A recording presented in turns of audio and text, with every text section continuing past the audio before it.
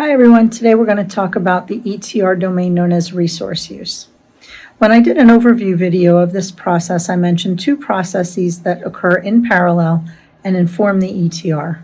One was the grade analysis, which involves a review of the scientific literature, and we talked about that briefly in the benefits and harms video. The second were economic analyses, and they inform today's domain that we'll be talking about, which is resource use. We'll do future videos on both grade and economic analyses, but it's important to know that the economic analyses inform the review, or the domain that we're talking about today. When we're thinking about resource use, we're really trying to understand what will be the cost of implementing the potential policy that we're considering, and what will be the benefit to society for doing so. Anytime we're thinking about the relationship between the cost of something and the benefit, it's known as its cost effectiveness. So that's what we're talking about in the domain known as resource use. There are three important considerations that I think worth realizing. First, if we're considering different policies, understand that the economic analyses or the resource use domain may be a way to differentiate amongst them.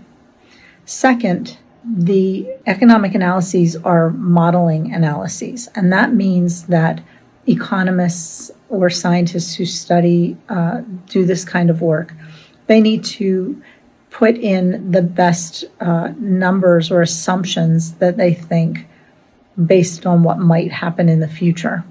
So if two different people are doing an economic analysis trying to answer the same question, it is possible for them to come up with relatively different answers.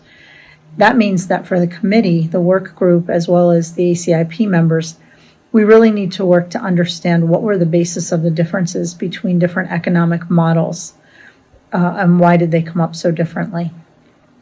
And then the third and final point that I wanted to make are that people have different values, particularly when it comes to money and finances. And that means that this domain often is one that generates the most robust discussion, as people have different values that they bring to these discussions. It's really hard to figure out what the value of a life is, or what is an expense for the government that is worth decreasing healthcare costs for individuals, insurance companies, or the government at large.